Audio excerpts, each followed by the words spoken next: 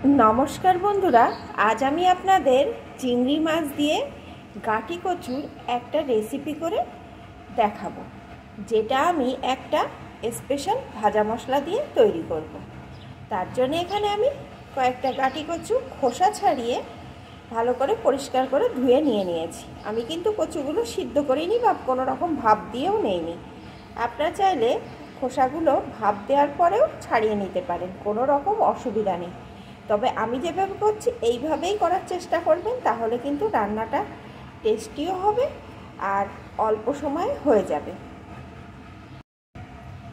গাটি কচুটা রান্নার জন্য এখানে আমি কয়েকটা চিংড়ি মাছ ভালো করে ধুয়ে কেটে পরিষ্কার করে একটু লবণ হলুদও মাখিয়ে নিয়েছি। এখন আসুন বন্ধুরা, আমি এই স্পেশাল এক ভাজা মশলায় চিংড়ি মাছ দিয়ে গাটি কচুর সুস্বাদু রেসিপিটি কিভাবে করি একটা লাইক দিয়ে ভিডিওটি ফুল ওয়াচ করুন, তাহলেই বুঝতে পারবেন।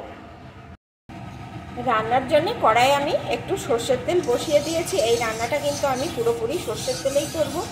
তেলটাকে ভালো রকম গরম করে নিয়েছি। এখন লবণ হলুদ মাখানো চিংড়ি মাছটাকে এর ভিতরে দিয়ে দেব।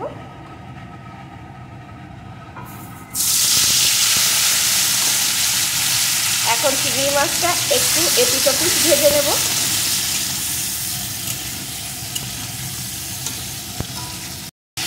চিংড়ি মাছগুলো আমি একটু ভেজে নিয়েছি। দেখুন বন্ধুরা, চিংড়ি মাছের কালারটা কিন্তু চেঞ্জ হয়ে গেছে। আর আমি বেশি ভাজবো না, কারণ চিংড়ি মাছ বেশি ভাজলে শক্ত হয়ে যায়। এখন চিংড়ি মাছগুলো একটা পাত্রে তুলে নেব। ভাজা চিংড়ি মাছগুলো আমি তুলে নিয়েছি। এখন এই তেলের ভিতরে কেটে ধুয়ে রাখা কাটি কচুগুলো দিয়ে দেবো। এখনই কিন্তু আমি কোনো রকম লবণ হলুদ দেবো না, কাটি কচুটা আগে একটু ভেজে নেব। বন্ধুরা, এটা কিন্তু একদম পুরনো দিনের স্টাইলে রান্না। এটা আমার ঠাকুমার কাছ থেকে শেখা। তাই এই রান্নায় কিন্তু খুব বেশি তেল মশলার দরকার পড়ে না, এমনিতেই খেতে সুস্বাদু হয়। আমার ঠাকুমা এখন বেঁচে নেই। আমি চেষ্টা করি ঠাকুমার স্টাইলে রান্নাগুলো আপনাদের কাছে শেয়ার করার। আপনারা যদি এইভাবে করে একবার খান, দেখবে রান্নাটা কিন্তু খেতে অনেকটাই সুস্বাদু হয় আর খুব সহজে রান্নাটা হয়ে যায়। তাহলে বন্ধুরা, রেসিপিটি আপনারা কিন্তু পুরোটাই দেখতে থাকুন, তাহলে বুঝতে পারবেন রান্নাটা কীভাবে করি। কচুগুলো কিন্তু একদম লাল লাল করে ভেজে নিয়েছি। এখন কিন্তু কচুর ভিতরে সেই লালা ভাবটা একদমই আর নেই। এখন এর ভিতরে আমি দিয়ে দেবো পরিমাণ মতো হলুদ গুঁড়ো,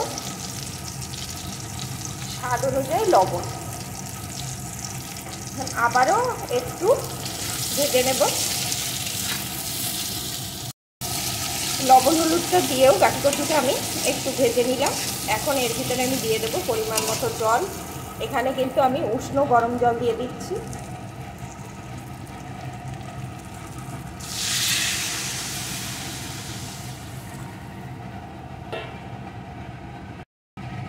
সাথে দিয়ে দেবো কয়েকটা চেরা কাঁচা লঙ্কা। এখন কিছুক্ষণ এইভাবে হতে দেব। গাটি কচুটা এইভাবে আগে ভালো করে সিদ্ধ করে নেব। এটা সিদ্ধ হতে থাক, তার মধ্যে আমি এর মশলাটা রেডি করে দেব। মশলাটা রেডি করার জন্য এখানে আমি গ্যাস ওভেনে আর একটা কড়া বসিয়ে গরম করে নিয়েছি। এখন গ্যাসটাকে একদম লোতে দিয়ে দিয়েছি।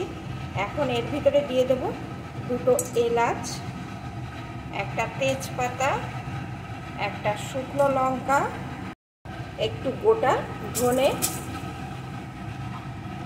গোটা গোলমরিচ, আর দিয়ে দেব একটু গোটা জিরে। এখন অল্প আছে এই মশলাগুলো সুন্দর করে ভেজে নেব। আমার তরকারির পরিমাণ অনুযায়ী আমি মশলাগুলো দিলাম। আপনারা আপনাদের যে পরিমাণ তরকারি সেই অনুযায়ী মশলাগুলো কম বেশি করে নেবেন। তবে এই মশলাটা আগে থাকতে একটু বেশি করে একটা কৌটোয় ভরে রাখলে কিন্তু যখন তখন রান্নায় ব্যবহার করা যায়। বারবার মশলা তৈরি করার ঝামেলা থাকে না। আমি যেহেতু ভিডিওতে দেখাচ্ছি তাই মশলাগুলো তৈরি করে আপনাদের দেখাচ্ছি। অল্প আছে এটা সুন্দরভাবে ভেজে নেব।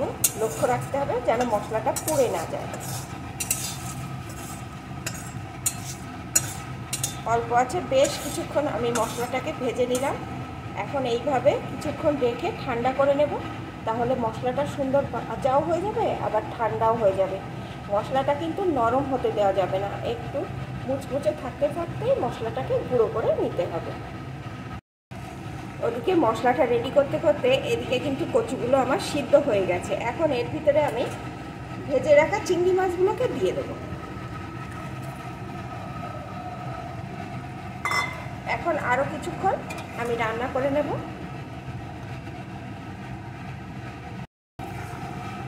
চিংড়ি মাছগুলো দিয়েও আমি বেশ কিছুক্ষণ রান্না করে নিয়েছি। এখন এই তরকারিটা একটা পাত্রে নামিয়ে নেব। তরকারিটা একটা পাত্রে নামিয়ে নিয়ে কড়াই আমি আরেকটু সর্ষের তেল বসিয়ে দিয়েছি। তেলটা গরম হয়ে গেছে। এখন এর ভিতরে দিয়ে দেবো একটা তেজপাতা ছিঁড়ে দিয়ে দিলাম, দিয়ে দেবো একটা শুকনো লঙ্কা, আর দিয়ে দেবো একটু গোটা জিরে। ফোড়নটাকে সুন্দর করে ভেজে নেব।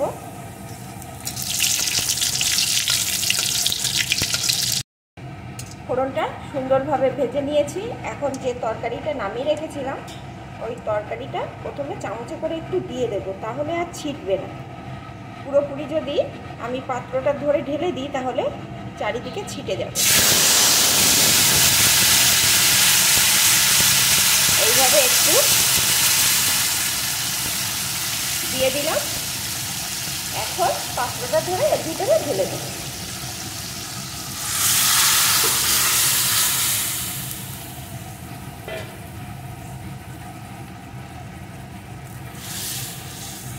এখন 2-3 মিনিট একটু এইভাবে রান্না করে নেব।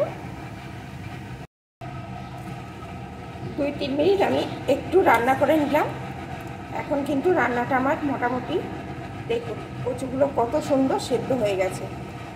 একদম পারফেক্টভাবে রান্নাটা আমার রেডি হয়ে গেছে। এখন আমি এর ভিতরে যে ভাজা মশলাটা তৈরি করে রেখেছিলাম ওই মশলাটা দিয়ে দেবো।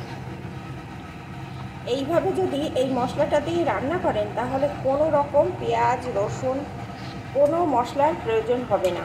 কথা দিলাম বন্ধুরা, আপনারা অবশ্যই এইভাবে রান্না করে খেয়ে দেখবেন। চিংড়ি মাছ দিলে তো এমনি তরকারির স্বাদ দ্বিগুণ হয়ে যায়, তবে আমি চিংড়ি মাছ দিয়ে করলাম, আপনারা যে কোনো মাছ দিয়ে এইভাবে রান্না করে একবার খেয়ে দেখবেন আর আমাকে কমেন্ট করে জানাবেন যে আপনাদের কেমন লাগলো। তাহলে বন্ধুরা আমার কিন্তু রান্নাটা এখন পুরোপুরিভাবে রেডি। রান্নাটা দিয়ে কিন্তু দারুণ সুন্দর একটা গন্ধ উঠে আসছে, যেটা আমি আপনাদেরকে বোঝাতে পারবো না। গরম ভাতের সাথে এরকম তরকারি হলে অসাধারণ লাগবে। যারা কচু খেতে পছন্দ করেন তাদের তো ভালো লাগবেই, যারা পছন্দ করেন না তাদেরও এইভাবে রান্না করে দিলে চেটে পুটে খেয়ে নেবে। আমার রেসিপিটি আপনাদের কেমন লাগলো প্লিজ কমেন্ট করবেন। ভালো লাগলে লাইক দিয়ে দেবেন, শেয়ার করবেন আর আমার সাথেই থাকবেন। এখন এটা আমার রেডি, আমি নামিয়ে নেব।